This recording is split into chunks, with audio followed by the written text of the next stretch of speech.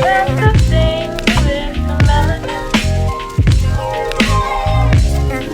see, Africans, we live by the laws of life.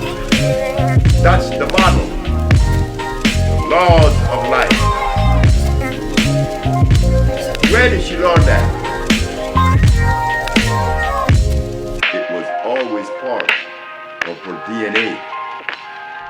It's inscribed, indelibly imprinted in her DNA.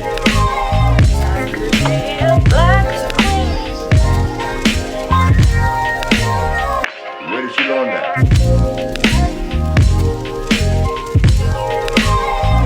It only shows that we too are part of that cosmic arrangement, that procession